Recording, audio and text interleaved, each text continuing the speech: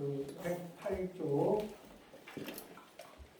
지난 시간에 개송 두 가지 했는데 그거를 간단하게 짚으면서 다음 개송으로 나가겠습니다. 108쪽의 맨 위에 불자요 하는 데부터 읽으면서 얘기하겠습니다. 불자요, 어떻게 마음이 있어야만 그니 온갖 수승하고 묘한 공덕을 얻겠는가.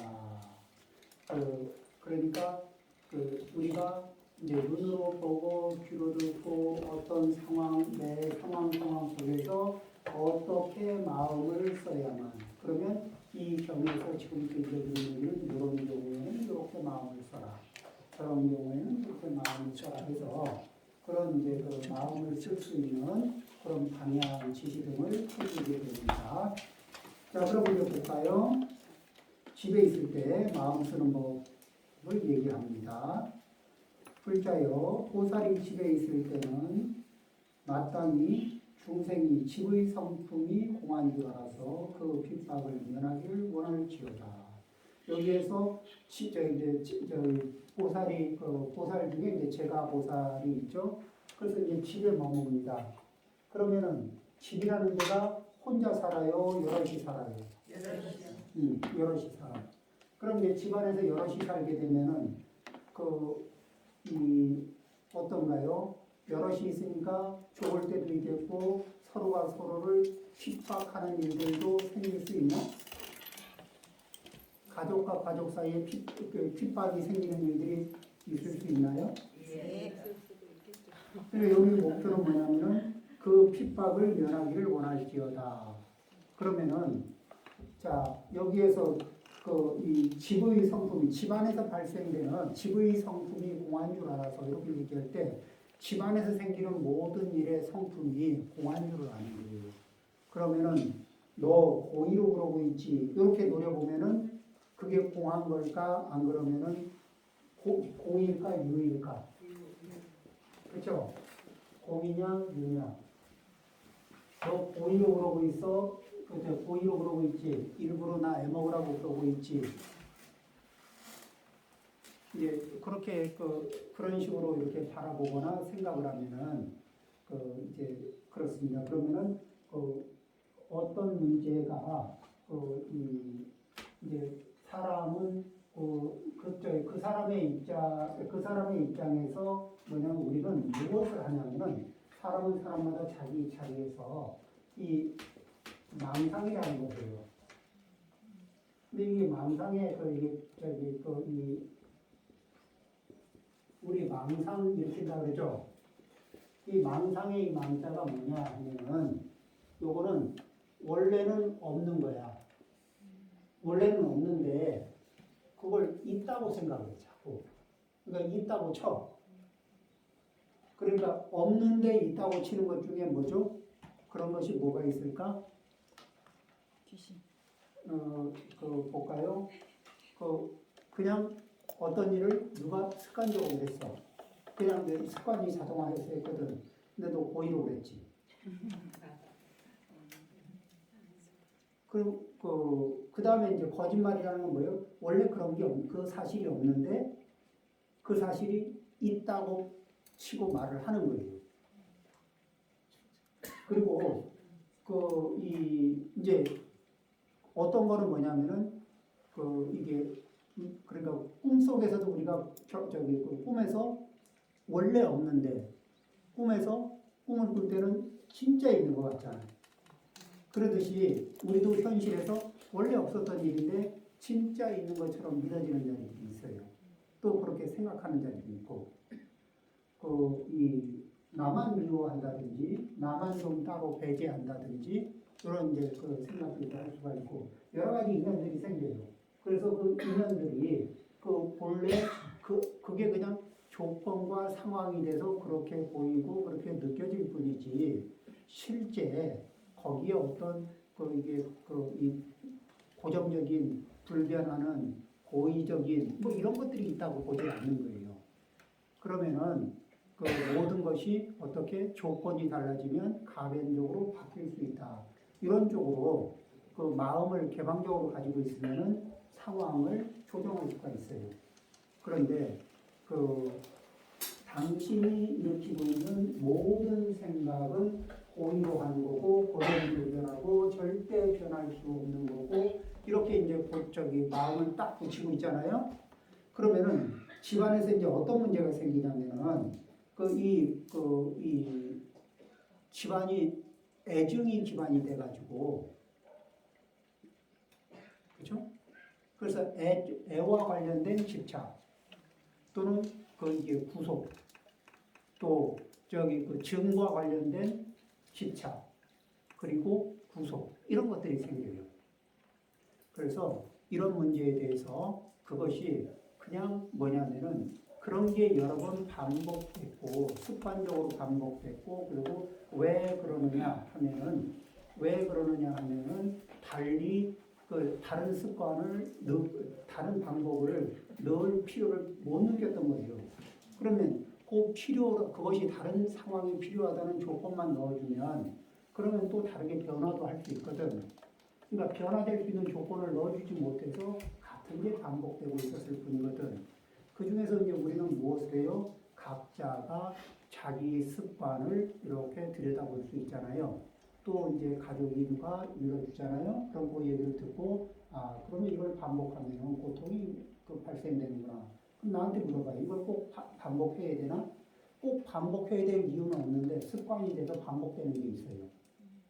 내가 반복해야 될 필요는 없는데 그렇죠? 반복해야 될 필요는 없는데 반복되는 그 습관이 있다고. 반복하는. 그럴 때는 어떻게 해요?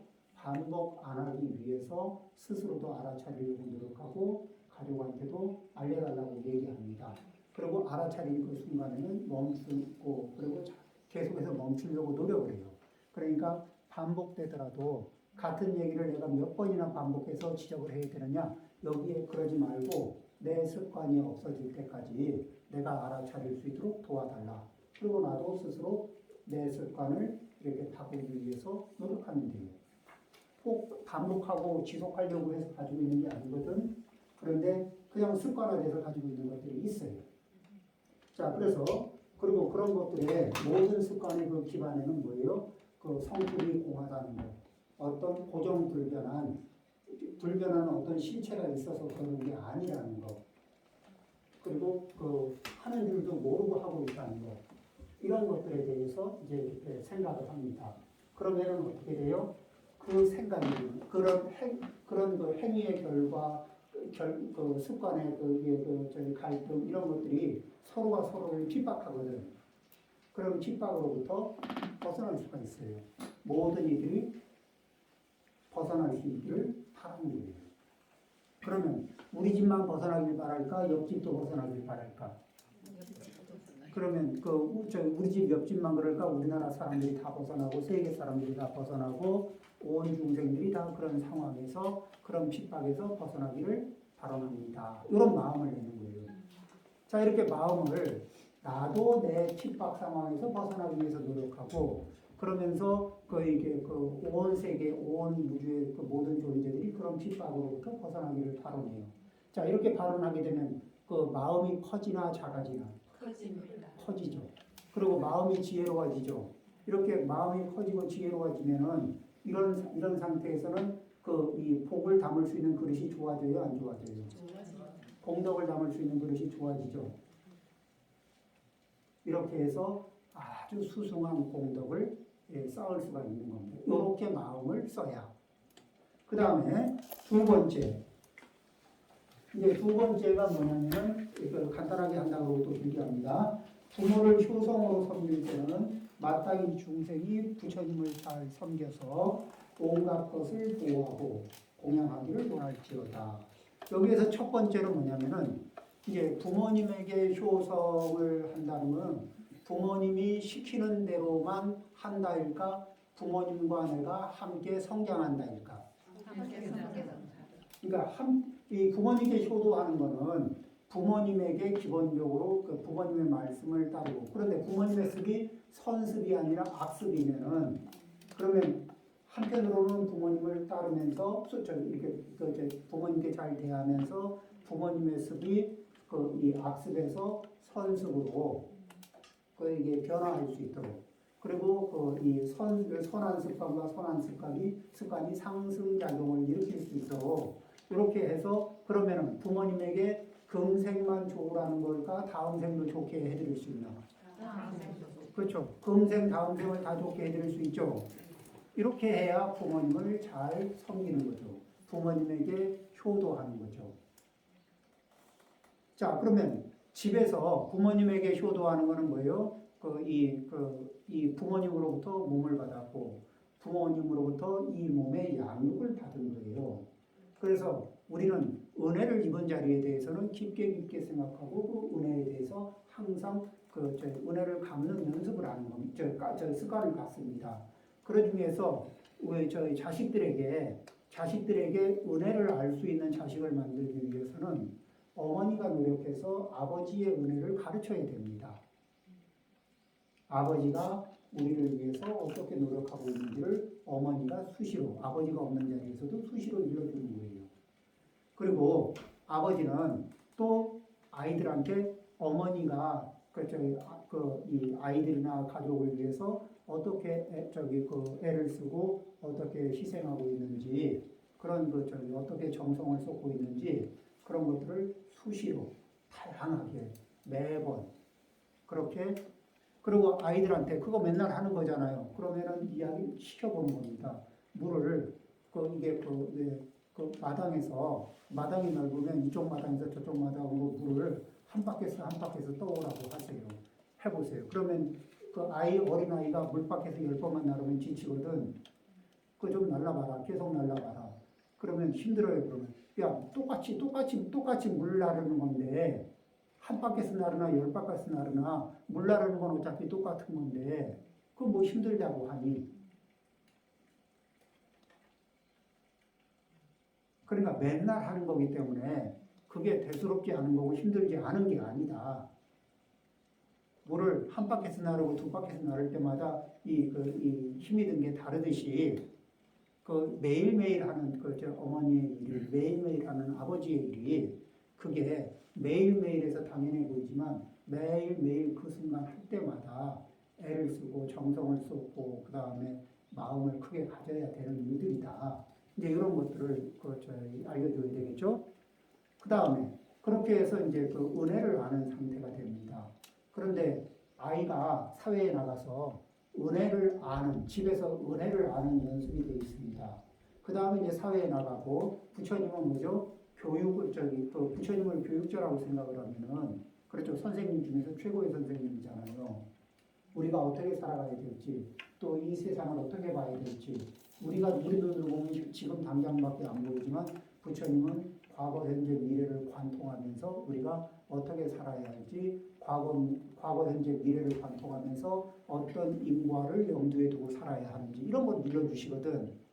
그러니까 스승 중에 제1의 스승이신데 그러면 집에서 이렇게 효도하는 마음이 갖추어지면은 밖에 나와서 부모님 연장으로 이제는 내 지혜를 길러주는 부모님은 내 몸을 양육시켜 주셨고 내 지혜를 길러서 이 금생과 내생 그 다음에 궁극에 어디에 도달해야 하는지를 알려주시는 부처님께 감사하는 스승에게 감사하는 마음을 일으킬 수 있는 기반이 되는 거예요. 효도하는 마음이. 그리고 이 사회에서 우리가 이렇게 관계를 맺는데 저분은 이렇게 고마워할 줄 아는 분이다. 감사할 줄 아는 분이다. 눈앞에 보이는 이렇게 행위에만 감사하는 게 아니라 가려진 자리에도 가려진 자리에서 도움을 주는 것에 대해서도 알아차리고 감사할 줄 아는 사람이다. 이런 그런 사람이 되면 어때요?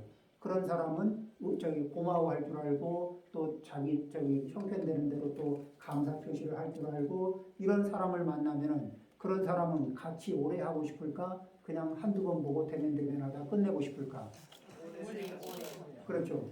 그러면은 보죠. 아버지가 가족을 위해서 하는 일을 어려서부터 어머니로부터 들으면서 안 보이는 자리에서 애쓰는 분에 대한 은혜를 짐작하는 법을 익히고 아버지로부터 어머니의 은혜를 실시간으로 눈으로 보지 못하는 것에 대해서도 이렇게 이해하는 연습을 하고 스승이 그 이렇게 면전에서 안 보이는 데서 나를 이렇게 지혜롭게 해주고 그 해주기 위해서 애쓰시는 모든 모습들에 대해서 감사하는 연습이 되어 있는 이런 분들. 이런 분들은 그 이렇게 이 사람 그런 분들이 이제 무엇을 하죠? 그래서 더 확장을 하면 온갖 것을 보호하고 공양하기를 원할지어다. 온갖 것을 일체 중생을 얘기해요. 그러면은 일체 중생을 이 공양하고 보호하고 이 공양하기를. 그러면은 왜 이런 말을 하냐면 이 부모 증경에도 이런 얘기가 있습니다. 일체 중생 중에 과거를 거슬러 올라가면 내 부모 형제 아닌 자가 없고 또 내 자식 아니었던 이가 없고 그러니까 위로 보면은 부모가 아니었던 이가 없고 아래로 보면은 자식이 아니었던 이가 없다. 그 무수하게 많은 일의 과정 속에서 그러면은 한편으로는 이 동양하는 마음을 한편으로는 애호하는 마음을 당연히 그러니까 이게 눈이 떠지고 시야가 넓어져서 그 과거생으로부터 현생 미래생의 인연을 전부 볼 줄 알면은 남이 아무도 없는 거예요. 그러면 그거를 좀 더 이제 폭넓게 현실적으로 비유를 하면 우리가 각각의 사람이 하나의 세포라고 생각을 하는 거예요. 그러면은 각각의 사람이 하나의 세포고 이 세포와 세포가 모여서 이게 그 하나의 제 몸을 이루고 있다고 생각을 하면 그 세포와 세포의 관계는 어떻게 하면 좋겠습니까? 너는 너고 나는 나입니까? 아니면 그 서로 건강해질 수 있도록 건강해지라고 건강하게 유지하라고 서로가 서로에게 도움을 줘야 될까? 자, 이렇게 이런 생각을 가지고 이런 마음으로 부부가 서로를 바라보고 그리고 부부는 서로 업이 같아요, 달라요? 달라. 그러면은 업이 다르다는 얘기는 내가 내 업을 강하게 주장하면 상대를 핍박할 가능성이 있을까 없을까? 그렇죠. 각자 자기 입장에서 자기 업을 강하게 주장하면은 그러면 다른 업 중에서 내 업을 발휘할 때는 내가 가지는 업을 아주 안 쓰면 답답할 수가 있거든. 그럼 어떻게 해요? 쓸 때는 길게 써야 될까? 짧게 써야 될까? 짧게. 그렇죠. 내가 이 업을 쓸 때 좀 당신이 불편한 건 알겠는데, 근데 나도 좀 써야 살겠거든. 그러니까 잠깐만 참아요. 짧게. 그렇죠. 그리고 서로 이렇게 그런 부분에 대해서 그리고 그런 것들을 이렇게 이제 양해를 구하고 양해하고 그러면서 서로를 핍박할 수 있는 그런 업력은 궁극에는 어떻게 해요? 서로 연구해서 서로 이렇게 의논하고 서로 관찰하고 그러면서 차츰차츰 없애가는 방향으로 갈 때 아직 없애지 못한 습관은 그런 식으로 잠시 그렇죠? 양해를 구하는 거죠. 자, 그런 식으로 하니까 먼저 효도를 기반으로 하면서 거기에서 스승에게 감사하고 스승을 공양하고 거기에서 더 확장해서 일체 중생이 다 공양해야 될 대상이고 애호해야 할 대상이라고 마음을 키워서 생활하는 이런 심량을 만들어가면서 거기에 살아가라. 그러면은 무한한 공덕이 생긴다. 그러면은 이제 그렇게 귀한 사람이 이렇게 사람들이 이제 소중하잖아요. 그러면은 요즘같이 모든 게 다 부족하진 않거든. 그럼 내가 감이 2개 생기면 조금 나은 거를 우리 거사님한테 먼저 좀 요게 좀 예뻐 보이네요. 드세요. 이렇게 감 2개 있으면 그냥 조금 나아 보이는 걸 원하는 거예요.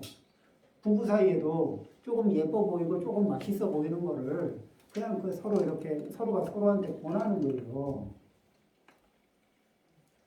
그리고 조금 좋아 보이는 거를 좀 먼저 하라 그러고, 그렇죠?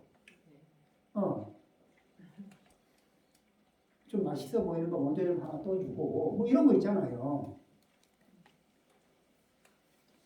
그러니까 그 실천하는 게 뭐 이게 그 부모님한테는 집에서 뭐 하겠어요? 밥 이렇게 먼저 해서 또 똑같이 한 밥, 뭐 다른 밥 드리겠어요? 다 먹는 밥인데 떠서 먼저 좀 드리고 그런 거잖아요. 그리고 이제 이게 말씀하시면은 먼저 말씀하시게 이렇게 듣는 거잖아요. 그러듯이 할 얘기가 있나 싶으면은 좀 먼저 듣고, 그렇죠? 먼저 듣고 천천히 말하고, 뭐 그런 것들이 그렇게 공경하는 거고, 잘 공양하는 거고 그런 거죠.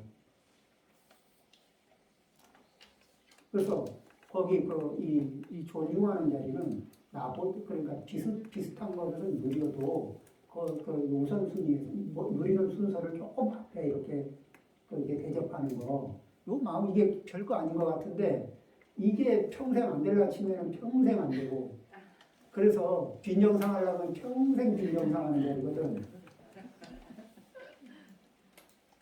그러겠죠?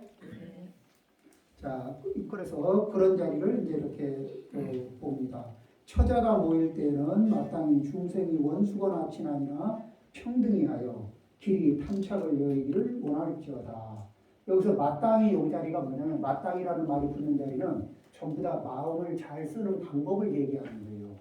앞에 집에 있을 때 부모를 효성으로 섬길 때 그 처자가 모이는 때 이런 거는 일상적인 생활이거든.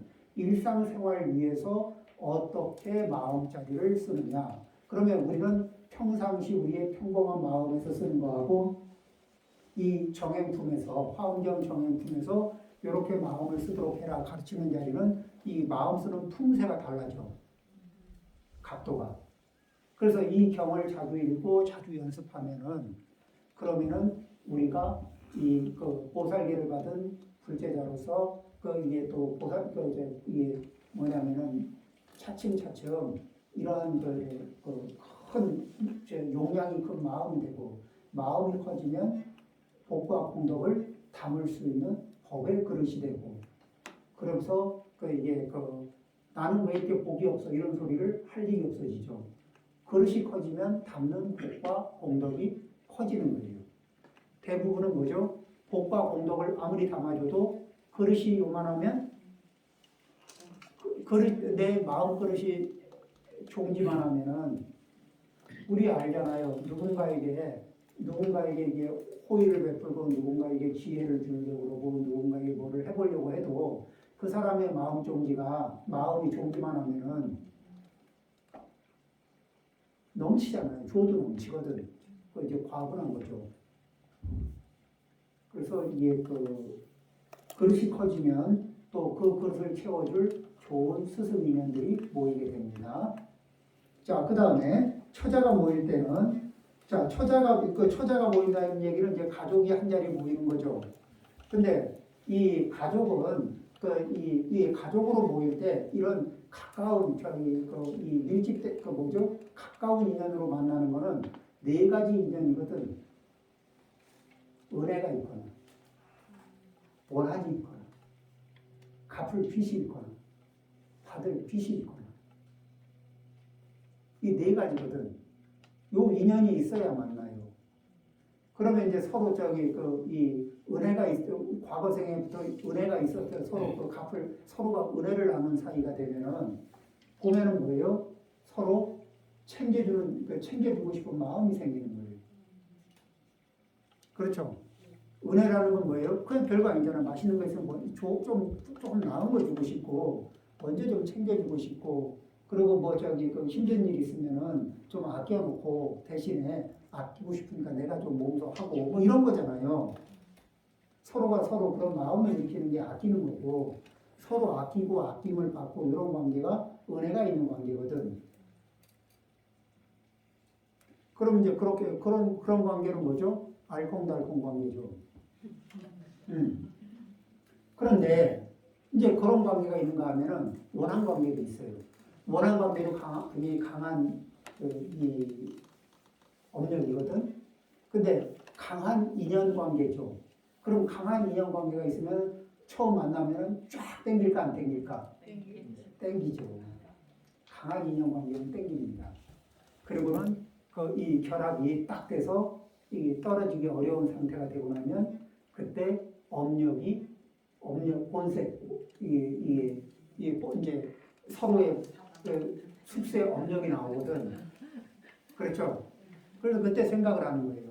숙세 업력에 꼭두각시로 살 것이냐, 아니면은 그 숙세 업력을 전부 참여하고 서로가 서로에게 참여하면서 숙세 업력을 알아차리고 내려놓고 업력을 녹이고 새롭게 좋은 인연을 만들어가는 그런 시작점을 삼을 거냐, 아니면 금생도 과거생과 마찬가지로 난타전을 벌이다가 처리 안 된 업력을 다음 생에 또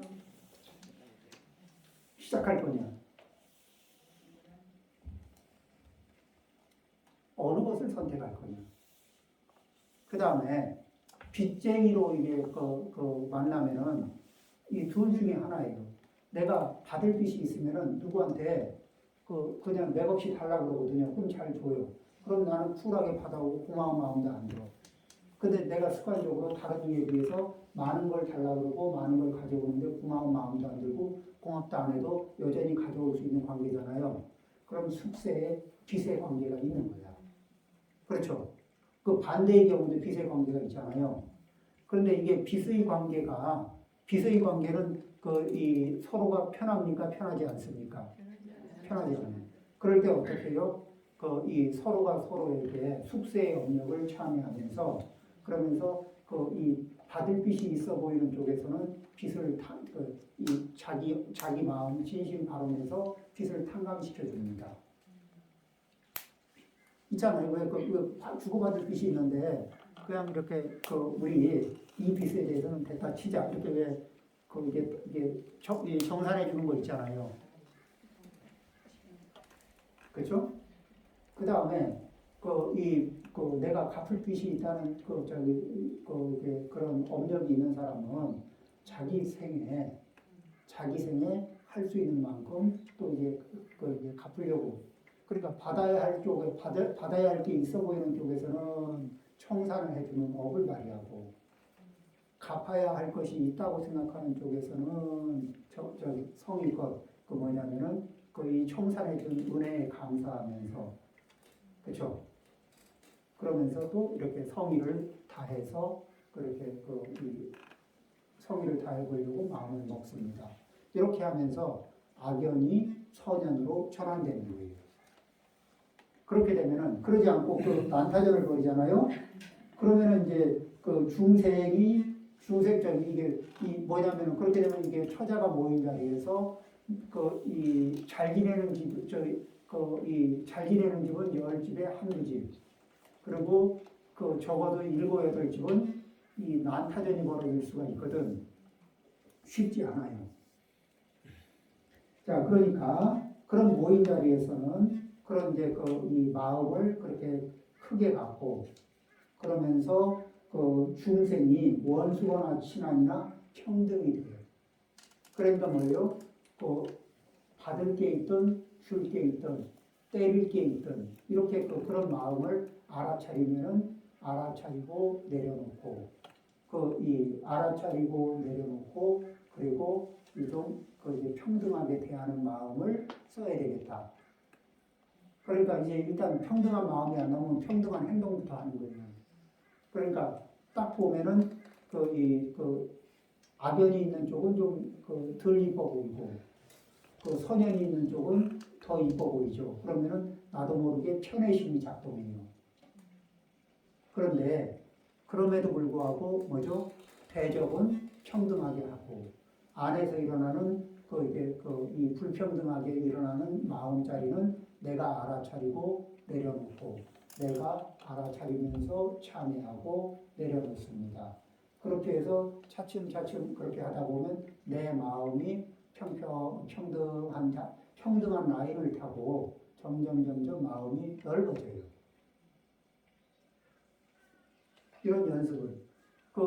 안 그러면은요, 어떤 일이 있냐면은 부모님들이 요즘엔 자식이 하나나 둘밖에 없으니까 별로 그런 일이 안 생기는데 옛날 우리 같이 한 4, 5, 6 이렇게 자식들이 있는 때는 부모님들이 이렇게 입에 발린 거짓말이 있습니다. 왜 나를 편애하십니까?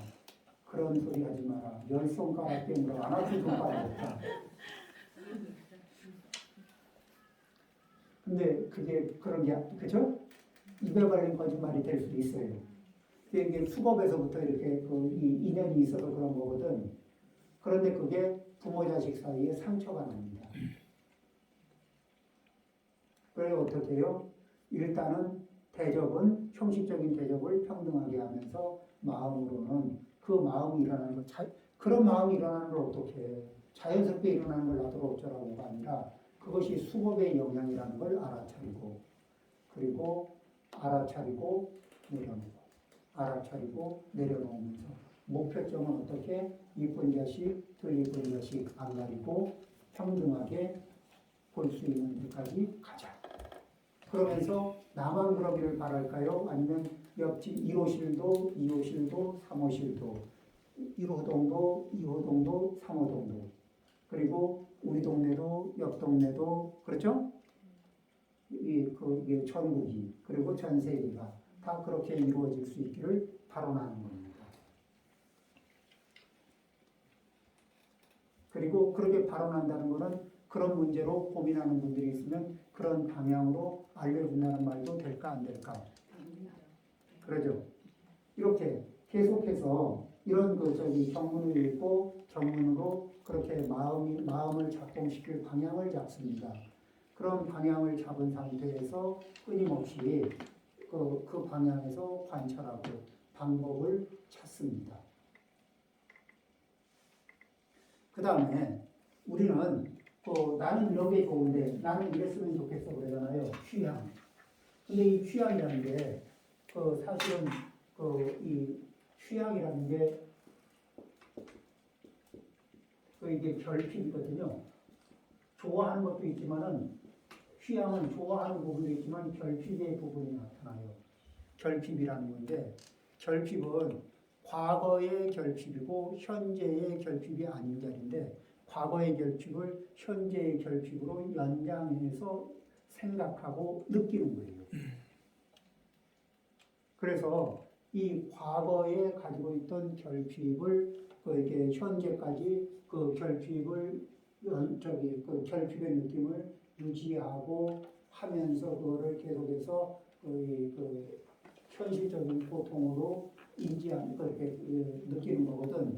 이런 이 결핍의 느낌은 첫 번째는 뭐냐면은 처음 생겼을 때 생긴 결핍과 그리고 내가 성장해 오면서 변해온 과정 그리고 그 결핍이 그때는 그것이 결핍이 큰 인생의 부족인데 살면서 나이가 들고 성장한 내 입장에서는 그것이 반드시 필요한 것이냐 이렇게 물어봐주면 그렇게 해서 그렇게 차곡차곡 물어보면은 그걸 물어보기 전에는 이것이 결핍된 그것이 없으면 절대 안 될 것 같은 그런 마음이 들겠지만은 그것을 찬찬히 물어보고 사람이 나이가 들고 성장하면서 필요가 바뀌고 그리고 더 이상 의존하지 않아도 되는 그런 이 과거에 어렸을 때의 정서들 이런 것들이 알아차리지 못하면 나이가 들어서도 힘을 발휘하고 알아차리면은 그것을 그때는 그랬고 지금은 좀 달라졌지. 이렇게 이제 그런 거를 자각하는 그런 상태가 되면은 과거의 그런 이 취향, 과거의 결핍 이런 문제가 더 이상 현재의 삶을 방해하고 현재의 삶을 파괴하는 에너지를 못 내게 차단시킬 수 있는 길도 있을 겁니다. 자, 그 다음에 만약 오욕을 얻었을 때는 마땅히 중생이 욕심의 화살을 빼내버리고 구경에 안은하기를 원할지어다. 오욕을 얻었을 때 이렇게 되면 뭐예요? 오욕이라는 건 재색, 식, 명수 그러니까 재물욕, 원하는 재물을 얻었구나. 그 다음에 원하는 성적 대상을 얻었구나. 또 이 식, 음식, 또 식, 명예, 권력 그 다음에 이제 그 수와 관련된 문제, 수는 이제 잠이죠. 잠, 휴식, 뭐 이런 거 여러 가지가 있겠죠. 자, 그런데 여기에서 그런 대상을 이렇게 이제 그런 대상을 이 앞에 나타나고 그것에 내 욕망을 탁 꼽잖아요. 그러면 내 마음 안에 있던 욕망이 거기 가서 팍 꽂혀요. 욕망의 화살이. 그런 대상이 나타나면. 그렇죠? 그런데 그 사람들은 보통 이제 이렇게 자기 욕심을 조심하지 않으면 괜찮아 보이는 거에는 다 내 욕망의 화살을 갖다 꼽을까 안 꼽을까? 괜찮아 보이는 거에는 다 내 욕망의 화살을 착착 갖다 꼽죠. 그러면 내 욕망의 화살을 그 자리에다 착착 갖다 꽂고 나면은 화살을 날려버리고 거기다 꽂아놓은 돌아오지 않는 그 화살이 돌아오지 않고 계속 거기에 꽂혀 있으면 내 마음은 여기 내 가슴에 있을까? 화살 따라갔을까? 화살 따라가서 거기에 그 자리에 계속 머물고 있죠. 그래요. 그러고 나면은 그런데 그것이 나에게 돌아오지 않으면은 떠나간 마음이 이제 돌아오지 않고 내 가슴이 계속 비어 있습니다. 우리는 욕망은 욕망은 일으키기가 쉽고 욕망이 요만한 욕망을 채워주면 요만해지고 요만한 욕망을 채워주면 이만해지고 이만한 욕망을 채워주면 이만해지고 그렇죠? 그 다음에 또 더 이만해지고 이런 식으로 자꾸 커지죠. 이 원하는 대상에 대한 욕망도 점점 커지고 그 다음에 이 원하는 그 사람에게도 뭐냐면 원하는 이 욕망도 커지기도 하고 욕망의 가지수도 다양하게 자꾸 커져요. 이게 살아보시면서 뭐냐면은 내가 잘해주고 싶은 사람인데 그 사람이 욕망이 자꾸 커지고 가지수가 점점 늘어나면 어때요? 나중에 당신의 욕망이 자꾸 커지고 당신의 희망의 가지수가 점점 늘어나니까 나는 대단히 만족스럽다 이런가요? 아니에요. 저희 처음엔 귀여웠는데 나중에는 무겁다 이렇게 되죠. 근데 욕망은 한번 이렇게 욕망이 클 때는 크는 줄 모르는데 한번 커지고 나면 다시 줄어들기가 쉬워요, 어려워요?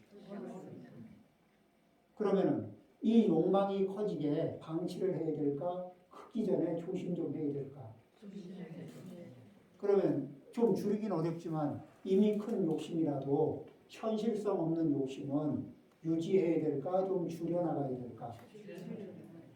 현실성 없는 욕심이 포기할 수 없는 욕심이 되면은 삶을 파괴하는 욕망이 될 수 있지 않을까? 현실성 없는 욕망이 그렇죠. 포기할 수 없는 욕망이 되거든요.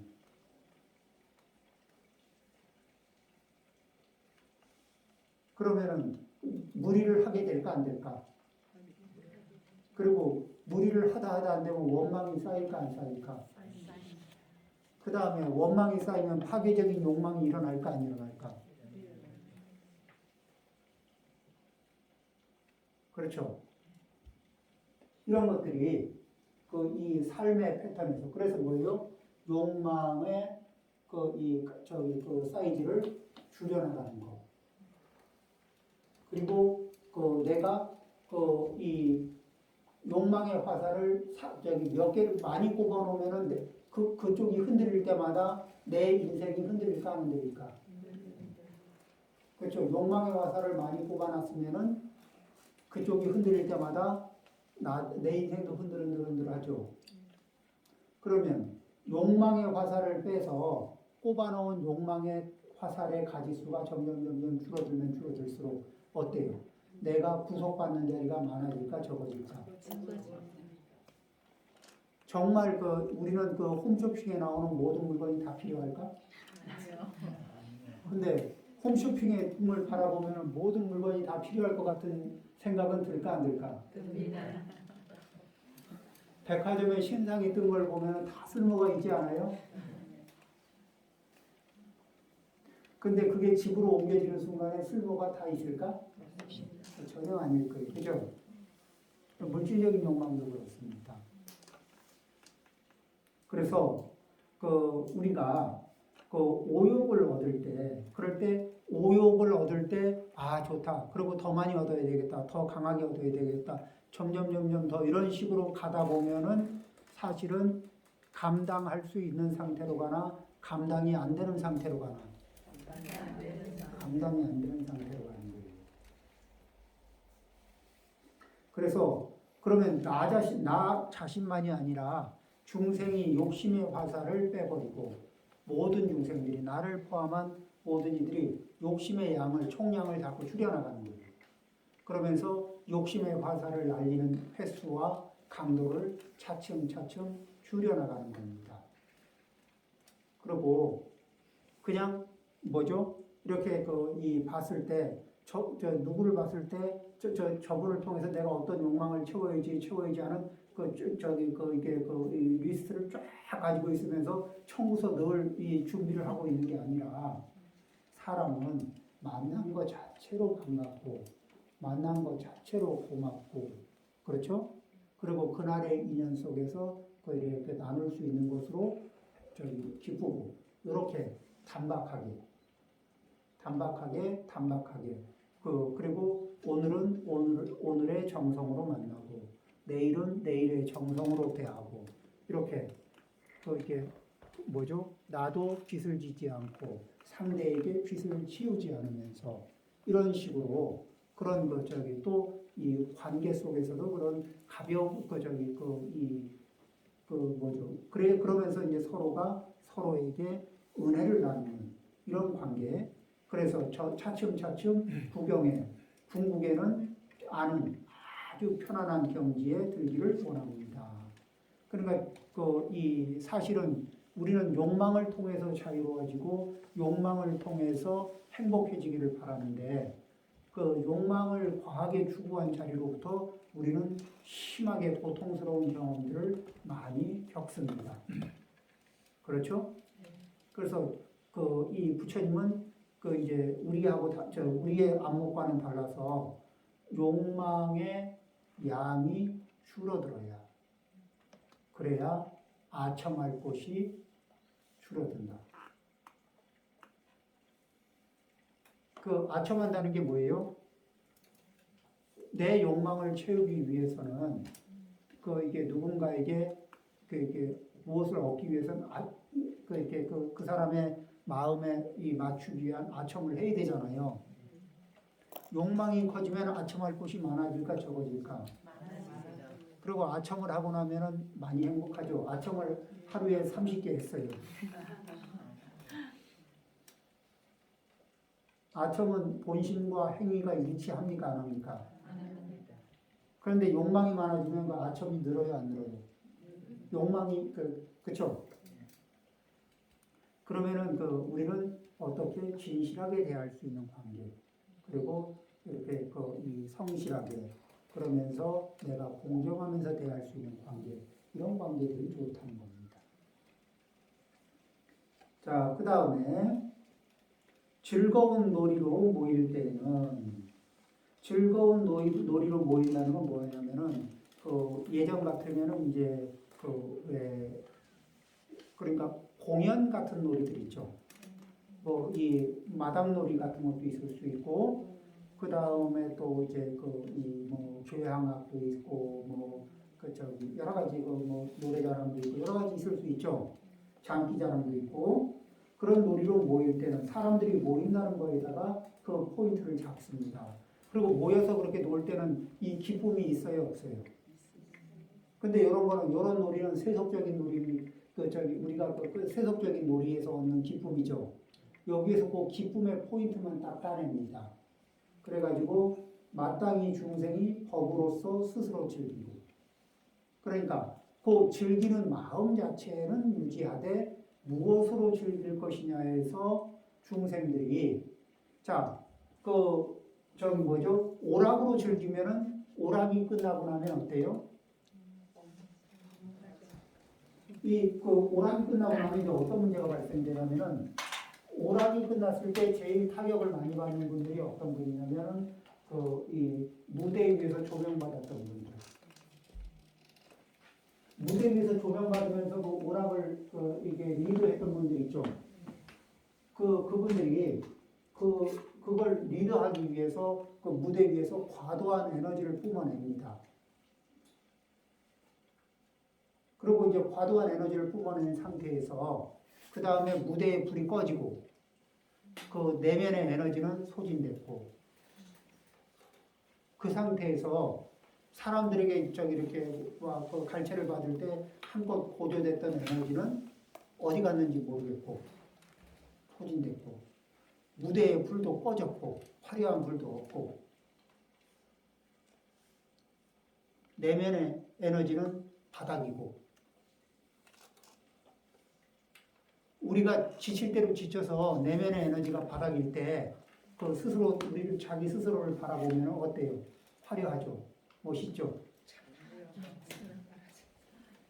그때 뭐라고 질문하냐면 이게 사는 게 뭐냐 이렇게 묻지 않고 난 왜 태어났는지 모르겠다 이렇게 질문을 돌려서 해. 그 나 왜 태어났지? 그쵸? 그러니까 태어났으니까 살잖아요. 그러니까 뭐냐 이렇게 사는 게 너무너무 이렇게 무의미하고 힘들고 이 바닥 에너지가 바닥을 치는 그런 생각이 나는 거거든.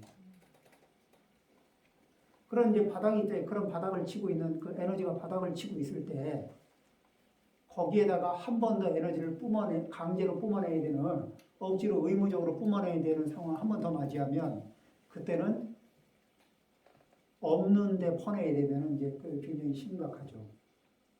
그런데 그렇게 해서 에너지를 다 소진한 상태에서 집에 들어가서 가족을 봅니다.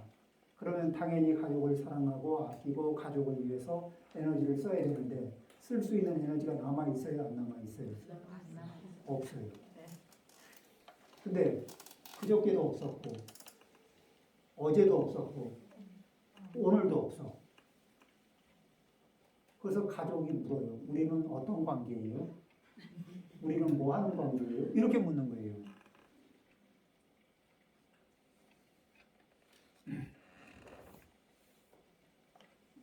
그래서 어떤 거냐면 우리가 일상생활을 유지하는데 집에 가서 써야 할 에너지는 좀 남겨놔야 돼.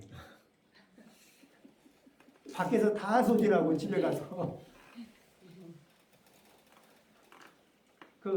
아무것도 남아있지 않는 상태에서 들어가서 쉬러 들어가는데 가족은 이제 생활의 시작이어야 되는데 시작할 에너지가 없는 거야. 그렇죠? 그거를 이제 가족들은 방치당한다. 마치 버려진 것 같다. 이런 이제 느낌을 받게 되거든. 그러겠죠? 그 다음에 그런 것들은 이제 이렇게 그런 놀이에서 주어지는 그런 즐거움은 그 무대에 불이 꺼지면은 또 이게 꿈결처럼 과거의 일이 돼버리고 사라져요. 근데 그렇다고 해서 업이 더 선업으로 바뀌었나? 더 복덕이 늘어났나? 공덕이 늘어났나? 자, 그러면은 우리가 가지고 있는 육체적인 에너지, 정신적인 에너지를 활용해서 우리가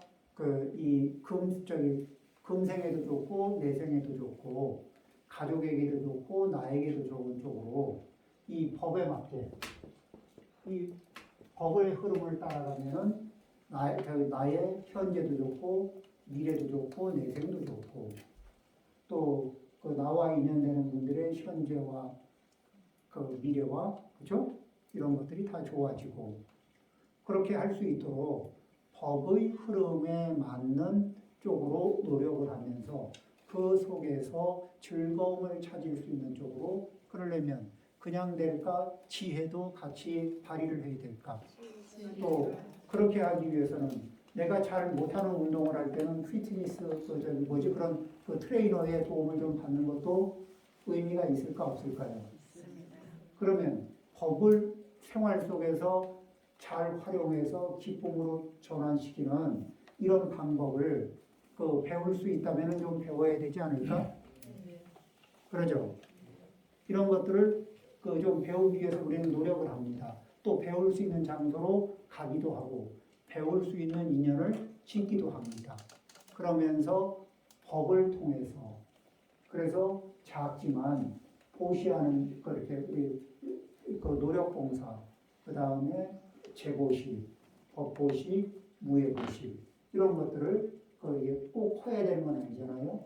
그렇지만은 우리가 바라는 건 뭐예요? 이러한 소소한 인연으로 일체 중생들이 우리만이 아니라 모든 중생들이 법으로서 스스로 즐기고 그리고 그런 이게 쾌락을 위한 우리들은 그거는 이게 금생과 내생과 궁극에 이르는 동안에 그 실질적인 에너지가 되지 못하는 그냥 일시적인 것들이라는 거 그런 것을 그러한 우리가 그 영원한 진실의 에너지가 아님을 알기를 원할지어다. 그렇죠? 그런 식으로 이제 마음을 이렇게 돌리는 거예요. 그러면은 그런 식으로 마음을 돌리고 이 공부하는 것으로서 우리가 이제 이렇게 틈이 날 때마다 일주일에 한 번씩 공부를 하잖아요. 그러면은 이런 마음을 한번 이렇게 한 시간, 2시간 연습하고 나면은 나머지 이렇게 일상생활할 때 상당히 그렇게 법을 기준으로 해서 생각하고 행동하기가 훨씬 쉽습니다. 그 다음에 이런 걸 주제로 서로 대화를 하면은 영향력이 이틀, 3일 가던 게 4일도 가고 5일도 가고 조금 더 인연을 더 지으면은 한 일주일도 꽉 채울 수 있고 이런 식으로 그런 영향력을 자꾸 확대하고 키워갑니다. 그런 식으로 해서 여기에